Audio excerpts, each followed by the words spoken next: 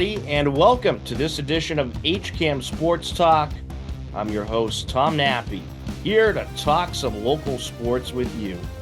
On today's edition of HCAM Sports Talk, we might be able to squeeze in some Celtics as they've been playing some great basketball.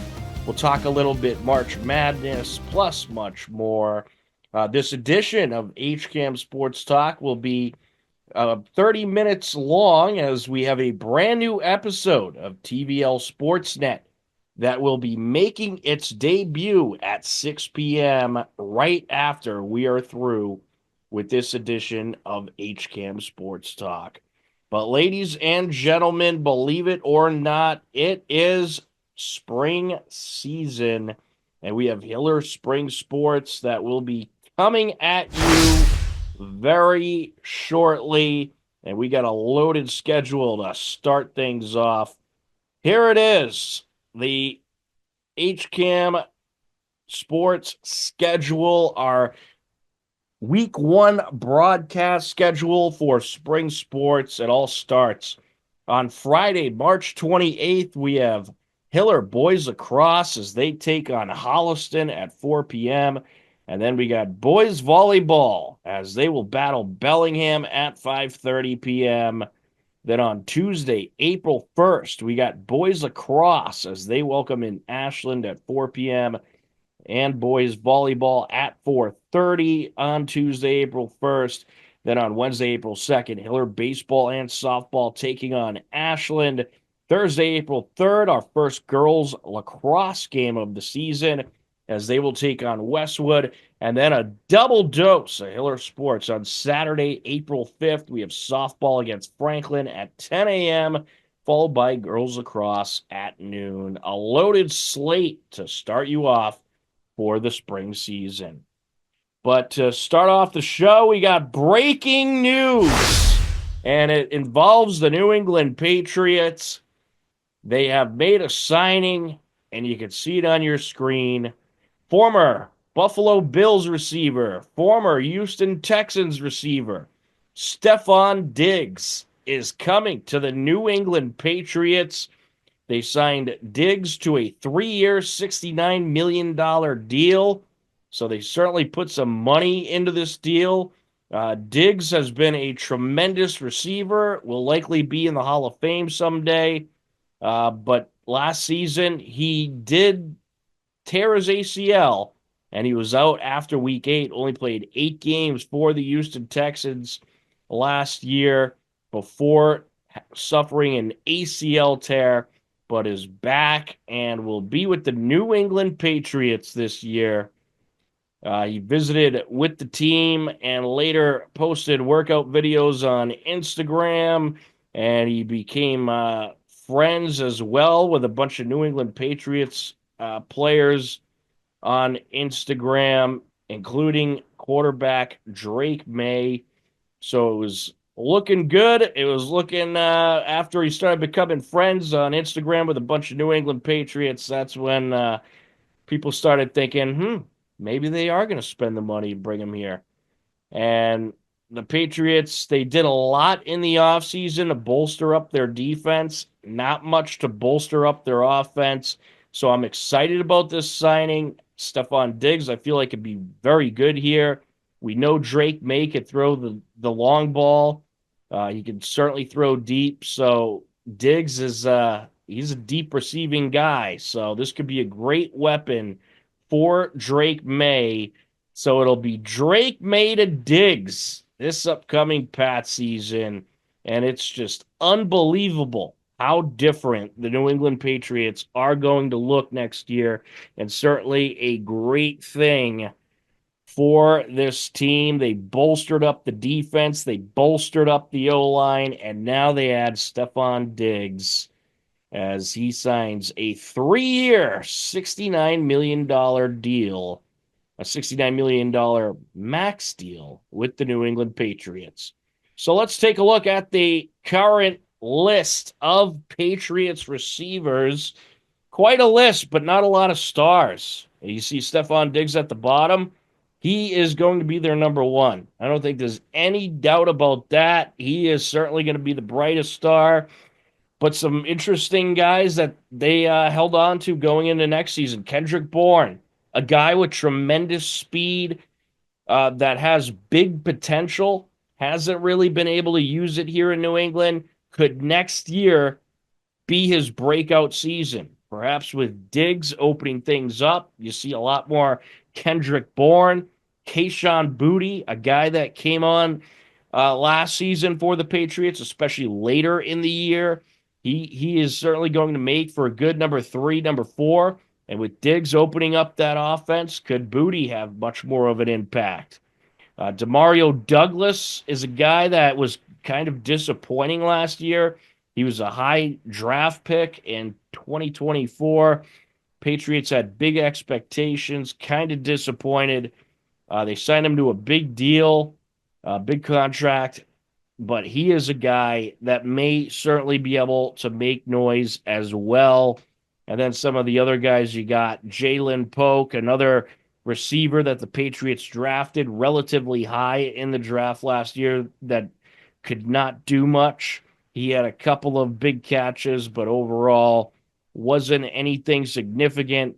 And I think Diggs, I mean, he's going to open up this receiver rotation and I think some of these guys are going to make a lot more plays than they did last year since the opposing team now is going to have Diggs to deal with. And then, of course, you'll have the tight ends, Hunter Henry and Austin Hooper. And that's just going to make it a little bit easier for these other Patriots receivers to find open field and to make big plays. KJ Osborne, another guy that the Patriots have big expectations of that kind of was disappointing last year, but certainly has potential and certainly has speed. So it's things just got very interesting with this signing for the New England Patriots. They already were with the defensive signings they made. And let's not forget, they also signed Mack Hollins, another former Buffalo Bill. Mack Hollins was huge on Buffalo last year, made huge plays. So you got Diggs, you got Mack Hollins, you got Kayshon Boutte, you got Kendrick Bourne. This receiving corps starting to turn into something for the New England Patriots. I'll tell you, I'm more excited for the Patriots season than I've been in a very long time. I love this signing. Yes, I know Diggs could be a drama queen. He could be a diva. He has that reputation, but overwhelmingly, the Houston Texans last year said he was very good in the locker room and he was a positive piece of the team. So, despite the fact that he has that diva type of personality, I I think he could put his drama aside if things are going well for sure and be a huge part of this New England Patriots offense. Of course, the one concern is he did have that ACL tear last year. Will he stay healthy? I guess we'll find out. Typically, guys coming back from ACL tears nowadays, they come back even stronger. So perhaps that's what Diggs is going to do. But it was pretty clear he didn't like it much in Houston. He was frustrated. He wasn't getting the ball enough. He used to complain about it. Here, I think he's going to get it a lot. And I think Drake May and Diggs will work together and really try to develop that connection in the offseason. So I think this pickup for the Patriots certainly has a lot more good in it than bad. I'm excited. They built up the defense, they built up the O line. Now they're building up the offensive weapons. And I think it's just a great thing for this Patriots team. So, certainly some very exciting stuff happening over at Gillette Stadium. It should be a lot of fun. And let's hope that Diggs can be a positive piece of this team and make a whole lot of noise. Again, I love it. I love it. I'm thrilled All offseason, I've been calling for these guys to go out, make a signing, get a weapon, and finally they do. A little late in the game, maybe not the most ideal weapon, but Diggs has big potential, and he could be a huge piece of this team. So I am very happy with this signing. And let's not forget, you still have the draft coming up. You got a good amount of picks you'll have to use, so they could do something with those too. Perhaps they find a tremendous receiver in the draft. That's always a possibility. The possibilities are endless for this New England Patriots team. Very exciting stuff. Welcome to Foxborough, Stefon Diggs. Happy to have you. Looking forward to seeing what you can do. So there's that. That was the big breaking news of the week. Stefon Diggs, a New England Patriot, another weapon for this offense that so desperately needs weapons. And I'm pumped.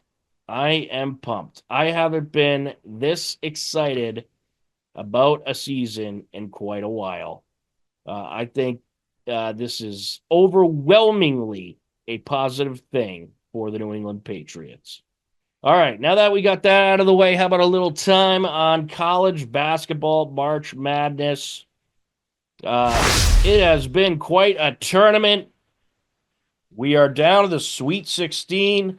We had the first two rounds this past weekend. So who do we got left?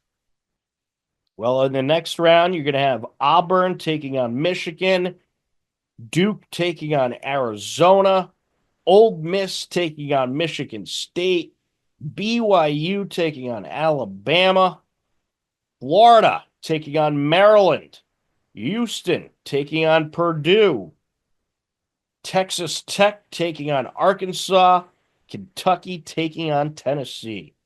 So I'm thrilled for two reasons.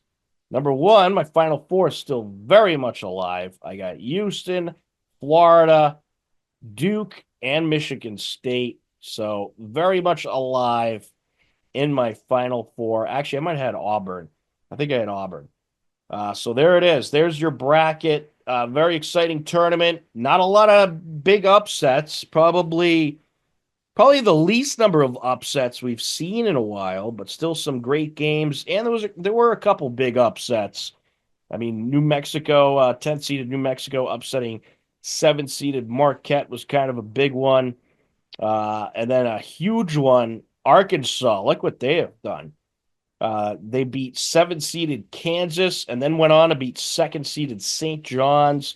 So Arkansas very much alive. They'll be taking on Texas Tech. And I'll tell you, that Arkansas team, they are good. Look out for the Razorbacks.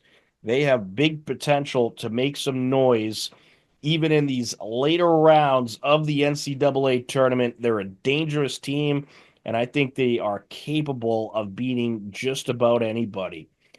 Maybe the most exciting first round upset, 12th seeded McNeese beat 5th seeded Clemson 69-67.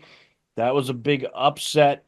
They lost in the second round to Purdue, relatively close game, but couldn't hang around with the red hot Boilermakers. So congratulations to McNeese on a great season. But congratulations to Purdue on getting to the Sweet 16. Big expectations for that Purdue team as well.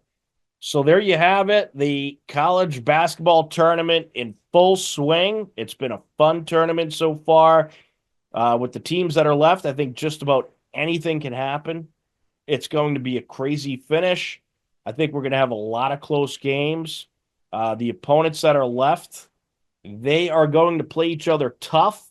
They're going to play each other gritty, and there's going to be a lot of games down to the wire, I think. So it should be a lot of fun in the college basketball tournament. Sweet 16 starts tomorrow, Thursday. You'll have a game, and then Friday there's a couple games, and then Saturday we have a game as well. Or I believe it's 2 Thursday, 2 Friday, and then you go to the second round. So I stand incorrected. We'll be down to the Final Four by the time the games are through Sunday. So very exciting stuff in March Madness. Should be quite a finish. And my championship's still alive. Florida Gators and Duke. So I'm thrilled. I think that really has a shot, that championship. Those teams have been great in the tournament, and I think they got a big shot to go all the way. All right, quick blurb about the Celtics. They've been red hot lately, playing some good basketball, climbing back up in the standings. Here it is. You see them right here, second place in the East, 53-19.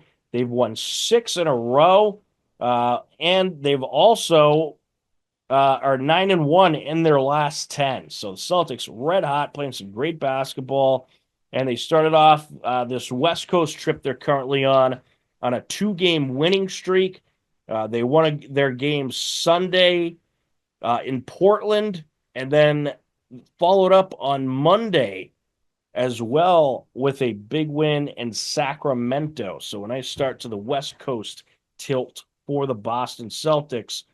Now there's only 11 games left or actually 10 games left before the season's out. They're up to 72, 82 games in a regular season. You got 10 games. You're 4.5 behind Cleveland. There's a slim chance you could catch Cleveland and take first. Do I think it's going to happen? Probably not. But Cleveland, they finally strung together a couple wins in their last few games, but they were on a 6-game losing streak for a while. So they're not ending the season on the best note. And if the Celtics can end the season on a good note, and certainly that's what you want going into the playoffs, I think that'll be huge for the Celtics team heading into the postseason if they can end on a high note. They're playing maybe better basketball than they have all season. So I think the regular season play, it's ending well for the Celtics. And they're kind of where you want to be heading into the postseason. All right, well, there it is. We got a little college basketball in there, a little Celtics in there. We talked about Stefon Diggs. Great things happening in local sports. Patriots on their way back up. Celtics still hanging around, still very much a championship contender. Well, let's not forget they are the defending world champions. And we got some great college basketball going on as well. So some good stuff happening in the sports world. But we have a brand new episode of TVL Sportsnet where we're going to show you state championship highlights coming up. So to get you ready for that, we have a little bit of bonus TVL sports material. Here's some of the latest happenings on TVL Sportsnet and in the Tri-Valley League to get you ready for a brand new episode of TVL Sportsnet.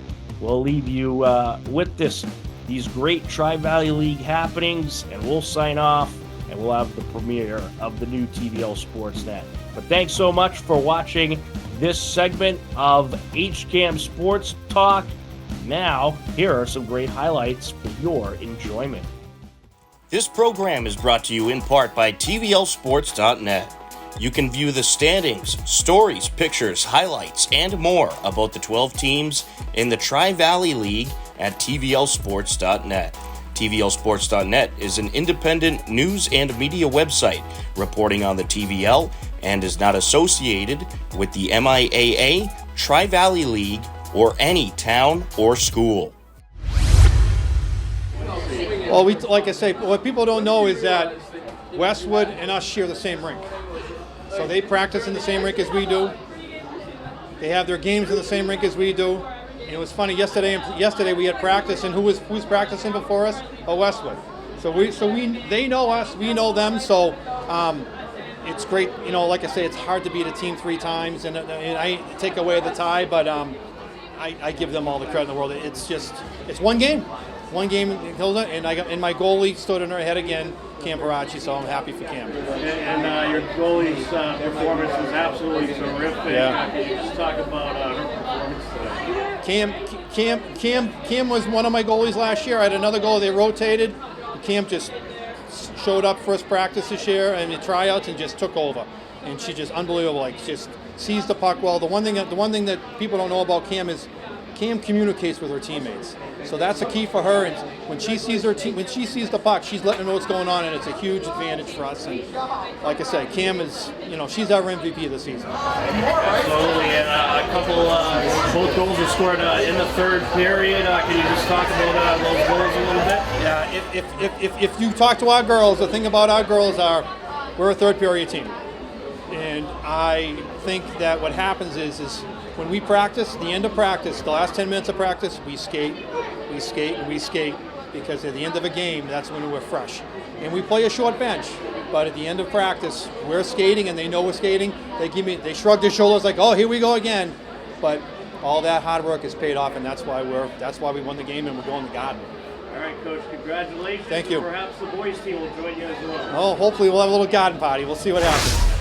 After the Medfield girls win, the 2-seeded Medfield boys team was hoping to join them at the TD Garden, but would first have to deal with 6-seeded Bedford. Bedford got an early goal from James LaRusso and led 1-0 towards the final minutes of the first period.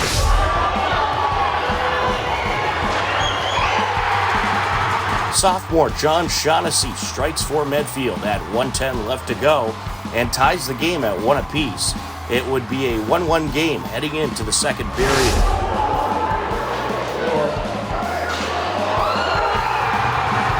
Medfield takes advantage of the power play. Freshman Luke Dixon strikes with just over 6.5 minutes left to go, and the Warriors grab the 2-1 lead and were set to go on another power play. A good penalty kill by Bedford keeps it a 2-1 game, and with 2:13 left in the period, Bedford had a penalty shot opportunity.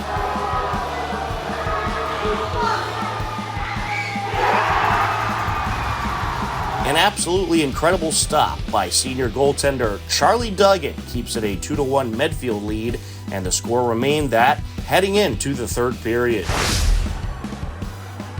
Great defense and goaltending by both teams in the third period, and with under 4 minutes left to go, it remained a 2-1 game until this happened.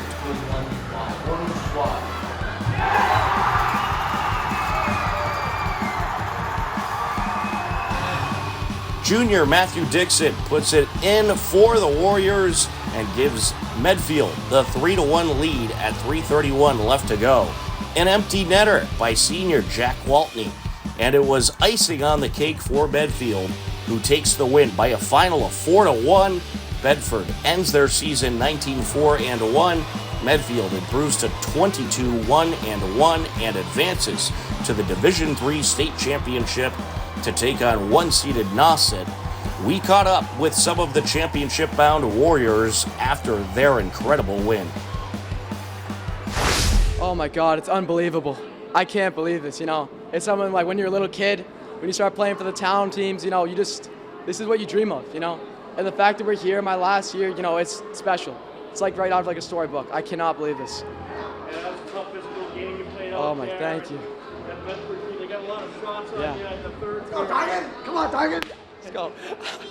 How did it feel to keep them scoreless through all those shots they got? Oh my God. It's just one shot at a time. That's the mentality you have to take. And it's not just me. My defense was amazing today. They held me out all the way. It wasn't just a solo effort. It was a group effort. Us as a team, we shut them down. There's a weird goal at the start, but we battled back, and we dominated from there on. So I'm super proud of our guys. Super happy. What's it like playing with this group? Oh my God, it's special. We've been playing with each other almost since we were like 4th graders, 5th graders. So it's been a decade. It's like my family in there. That's my family over there.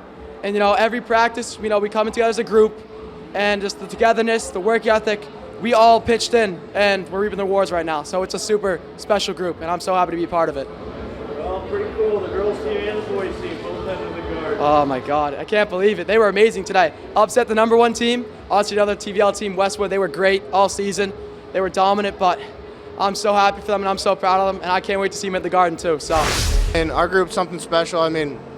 We got a whole bunch of new kids, a bunch of young guys that help out, so, it's great. We're a pretty special group. This is the closest group I've had all 4 years of high school, and, I knew we'd get the job done. Yeah, pretty pumped. Just got to get back to work.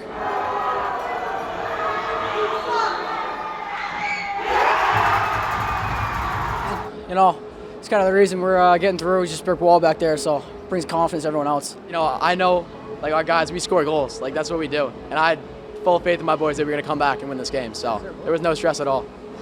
I mean, feels great. I mean, there's no better feeling in the world when your team's going to the Garden. Feels great. Feels great. No doubt about that. Really proud of the boys.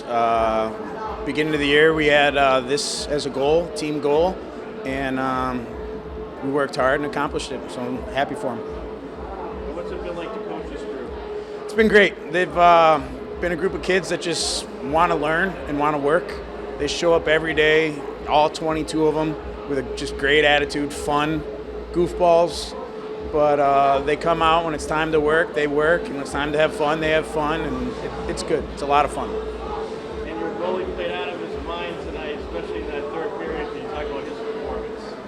Well, when you stop a penalty shot in the second, and then 2 breakaways in the third, couple other scrambles, and he's been that all year. He's bailed us out a good number of times in games when we'd have slow starts, and he's been that guy all year, and that's why he was goaltender of the year, and he's been a backbone for us back there, and it's the guys in front. I have all the confidence in the world in him, and he's got that confidence in himself, and that's why he does really well. Well, a pretty good day for Medfield, the girls team, and now the boys team heading to the TD Garden. Yeah, it's great. It was great that we were able to be here, catch the second 2 periods, and yeah, it's been a lot of fun. So it'll be great. Good luck to them, and hope everything goes great.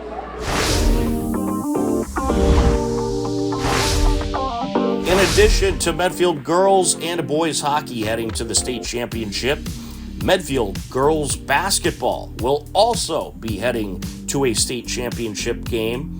On Tuesday, March 11th, the first-seeded Medfield Warriors took down 5th-seeded North Quincy 69-47 in the Division II state semifinals to advance to the D2 state championship at the Songus Center in Lowell. Medfield will take on 6th-seeded South High, who improved to 19-4 with their 42-39 semifinals win over Whitman-Hanson. Medfield now stands at 22-2 and will battle South High Saturday, March 15th, 4 p.m. at the Songus Center in Lowell. 3 TVL hockey teams and 1 TVL basketball team advanced to the state championship. That also includes the 6th-seeded Dedham boys, who advanced to the Division IV state championship, where they will battle 5th-seeded Winthrop. 6th-seeded Dedham took down 10th-seeded Hudson 5-0 in the Division IV state semifinals to advance to the big game. Dedham is now 15-8-0. Winthrop is 15-6-2, and they square off at the TD Garden Sunday, March 16th at 9 a.m. Also, a big congratulations to the Millis Mohawks girls basketball team on a tremendous season. The 2-seeded Mohawks battled 3-seeded South Hadley in the Division IV semifinals on Wednesday, March 12th, but fell just short, 45-42. Millis finishes their incredible season with 16 wins and 8 losses.